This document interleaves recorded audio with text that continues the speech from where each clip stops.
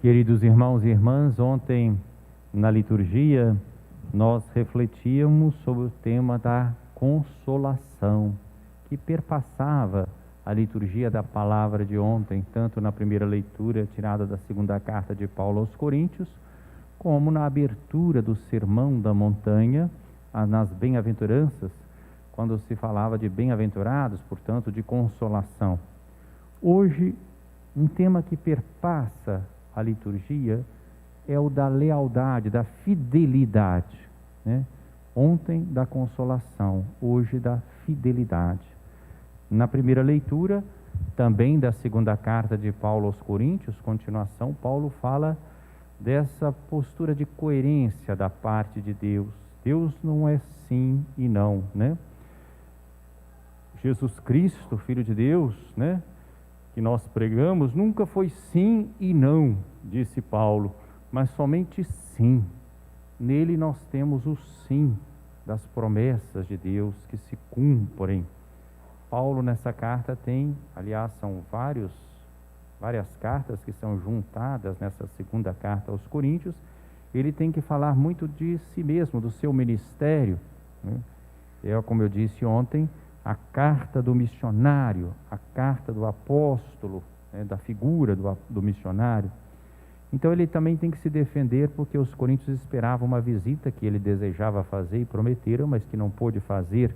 E Paulo mostra que não foi por uma espécie de incoerência ou falta de lealdade, mas ele sempre se deixou guiar justamente pela vontade de Deus. Ele vive na autenticidade, na sinceridade, como é próprio de Deus.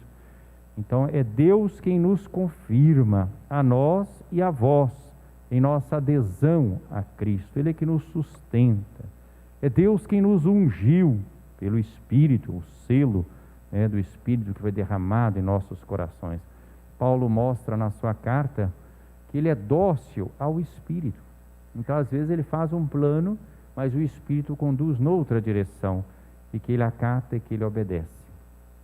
Paulo não é um populista, não é alguém que está buscando o aplauso, não é alguém que está buscando voto, né?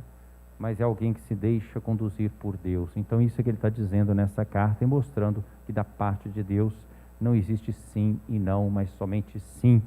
E ele, Paulo, procura acolher a vontade de Deus inteiramente na sua vida. No Evangelho, continuação do Evangelho de ontem foram as bem-aventuranças, Jesus fala daqueles que procuram abraçar esse espírito das bem-aventuranças. Vós sois o sal da terra, vós sois a luz do mundo. Quer dizer, aqueles que vivem no espírito das bem-aventuranças, no segmento de Jesus, ajudam esse mundo a não se corromper, que é uma das qualidades do sal, a purificação e a preservação, o gosto também. Vós sois a luz do mundo. Então, num mundo muitas vezes marcado pelas trevas, aquele que vive no espírito das bem-aventuranças é uma luz. Assim brilhe a vossa luz diante dos homens, para que vejam as vossas boas obras e louvem o vosso Pai que está nos céus. É o aspecto do testemunho. Então a leitura é em perfeita continuidade com a de ontem. E hoje, como eu disse, celebramos essa memória facultativa de Santo Efrem, né? Um diácono que viveu uma vida de asceta, né? Viveu uma vida de eremita e que ao mesmo tempo assessorou, ajudou, serviu a vários bispos em vários lugares. Um homem que teve uma boa formação, que lutou contra as heresias, que vivia numa vida de oração e que tem inclusive uma capacidade, uma veia poética, compõe vários hinos, vários textos, escreve.